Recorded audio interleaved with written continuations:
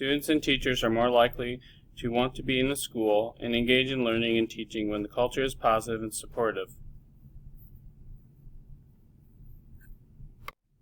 Positive school cultures include high expectations for students, safe and caring environments, shared values and trust, powerful pedagogy and curriculum, high motivation and engagement, family and community partnerships, and professional faculty community. Public schools do not charge tuition, and today children and youth have the right to attend public school, and they are actually required to attend school until they are 16 or 18 depending on the state laws. This means they must go to public school, private school, or be homeschooled. Parents were first offered a choice of public schools that their children could attend when federal governments funded the magnet schools in the 1980s. Most public school options allow for parents and students' involvement in school decision making. Magnet schools first appeared in Tacoma, Washington in 1968, then Boston in 1969, Minneapolis in 1970. Houston called it a performing and visual arts school, or a magnet school, because it attracts students from all over the city. Magnet schools emphasize a theme such as performing arts, math and science, or liberal arts. Students and parents choose magnet schools because of their interest in the school's theme. Charter schools are public schools established by teachers, parents, non-for-profit organizations, and others under a contract with the state or local school districts. They are exempt from many state and district regulations as they design, deliver programs for improving the academic performance of students. First charter school opened up in Minnesota in 1990. They can be released from district and state regulations such as hiring licensed teachers, following the teachers' union contract, or using district textbooks. Virtual schools are educational programs offered without teacher and students being in the same room or location for instruction. Most programs are offered online via web-based technologies. Virtual schools or cyber schools and virtual courses exist across the span of schooling, from preschool to college and into the professional development of teachers and other workers. People choose virtual schools because the courses are not available in their school building, like in rural areas where they do not have foreign language or other subjects because those teachers do not exist in their schools, or advanced placement courses, or for credit recovery when students have not completed a course for graduation. Virtual schools are generally tuition-free public charter schools. The most controversial school choice option is the school vouchers. Voucher program issues a check or credit that can be used by parents to send their child to a private school. Generally, the argument for vouchers is based on equalization of education opportunities for students of color and students with low-income families, whose children may be attending schools that are not meeting adequate yearly progress. Advocates often argue that vouchers are a market-driven strategy that will force public schools to compete with private schools, leading to improvement in both. Schools are free to determine and practice their own philosophies of education. The spirit and environment vary from school to school, even though schools may display similar organization structures and educational programs. Several students from all racial, religious, economic, and language backgrounds. 4 in 5 private school students attend a school supported by a religious group. The culture of a parochial school may have a positive impact on the student's achievement.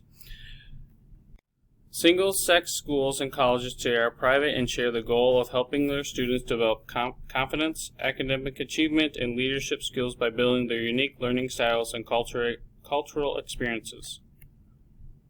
Home schools require no public support. Children learn at home with at least one of their parents serving as the teacher. School students are from diverse groups. Educational programs for 84% of homeschool students is provided totally at home. Other students attend a school for 9 to 12 hours per week. Homeschool students can participate in sports and other curricular activities. Teaching a homeschool student requires parents to know the subjects they are teaching and organize each day's instruction and facilitate their child's learning. Subjects taught are self-determined by the parents. There may be achievement gaps in education based on this, because they may choose not to cover certain subjects, and parents can use online education programs to supplement their curriculum. Parents choose to homeschool their children because they're concerned about the school environment of other schools. Religious or moral instruction provide better academic preparation from traditional schools, transmit their own values, beliefs, and worldwide views to their children. Innovative options can eliminate seat time requirements in the classroom and to change school funding, textbook requirement, and teacher license requirement. Teachers might start teaching one or more courses electronically, online learning before graduation, and teaching and coaching students whom you seldom see or never see. Online learning, which occurs over the internet with synchronous or asynchronous instruction. High school students pursue online learning to access courses not available in their school or at work at their own pace. Middle school students are more likely to choose online learning for extra help. Hybrid or blended programs combine online work with face-to-face instruction by interactions with teachers in a school setting. Personalizing education with technology is allowed education to be customized by each student. Technology is allowing students to work at their own pace at any time of the day. It's becoming more hands-on and applying and testing knowledge in the real-world situations that have meaning for them. Teachers serve as coaches to help students understand subjects while pushing them to higher levels of learning. One example is the online Khan Academy. Head Start is a federally funded program which was created by President Lyndon Johnson after the War on Poverty in 1964 to help 3 to 5-year-old children of low-income families to be better prepared to enter school, not just for educational purposes, but for emotional, social, health, and nutrition, and psychological support for students. In 2007, the curriculum was aligned with states' early learning standards, and qualifications for Head Start teachers were raised. Head Start programs are most generally for half days, but some days offer full-day programs. The teacher is a facilitator of learning in Montessori schools. The Montessori model, which was developed by a medical doctor, Maria Montessori, including little or no large group instruction, especially for 3 to 6-year-olds. The teacher works with one child at a time or with a small group of children. Every day at a Montessori school is one uninterrupted 3-hour work period during which children are allowed to explore their environment without being required to attend any individual or small group activities. Classrooms are organized into subject-based work centers where children interact with the classroom materials. They usually have 30 to 35 students ranging from 2.5 to 6 years old with one teacher and one non-teacher and assistant. Older children help teach the skills they have learned to the younger children.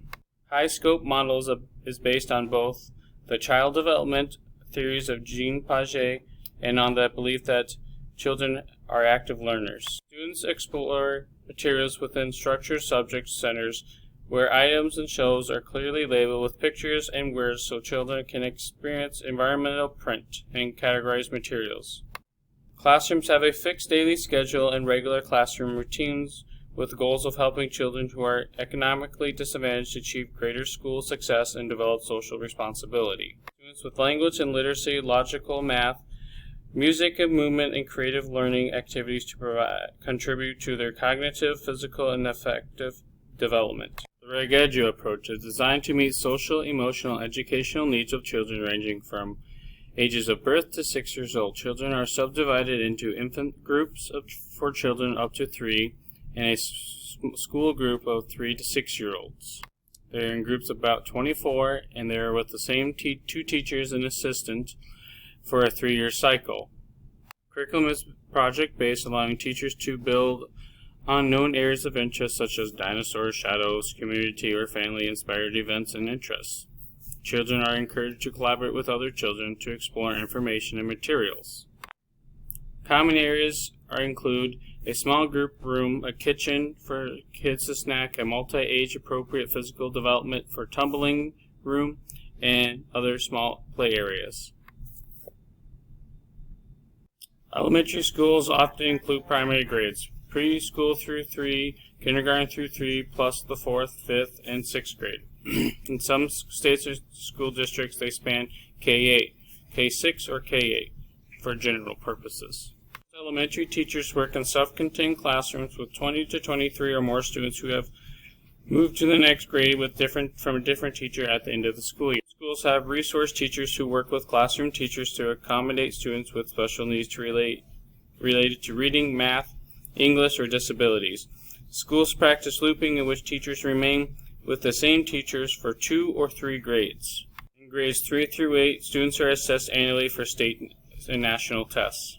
Middle-level education came about because the growth of elementary schools across the United States was primarily due to the organizational needs of school districts, not the unique needs of early adolescent students. Large influx of immigrants, children, and increasing number of students not passing the next level caused elementary schools to be overcrowded. People started believing that significant physical, emotional, intellectual, and social changes occur between the ages of 10 to 15. Proponents for middle schools call for more developmental approach school organizations. The idea was to have teachers who were more affectionate and sensitive to younger children, and general education was promoted over the emphasis of mastery of subject matter. High schools. 58% of secondary schools offer at least one advanced placement course. However, some do not have access to higher-level English, language arts, math, science courses that may better prepare them for college work. Some high schools are condemned for not integrating technology, critical thinking, and problem-solving into the curriculum to prepare students for graduates for changing workforce in which they will have to adapt to new jobs throughout their careers. Too many graduates are not proficient in math and reading. They are also not competitive in international tests. And organizations have established committees to reform schools, especially high schools, with the goal of changing the school culture to improve students' achievement and increase graduation rates. Another high school reform is to create small high schools to promote stronger relationships among students and teachers with goals of increasing student engagement and improvement on student achievement. Another innovational project is to integrate technology and hands-on learning throughout the high school curriculum, and to have students participate in internships in local businesses and agencies. They integrate technical and academic achievements of hands-on approach to help students for both high-tech and liberal arts fields, with the goal of increasing the number of low-income students and students of color who study math and engineering.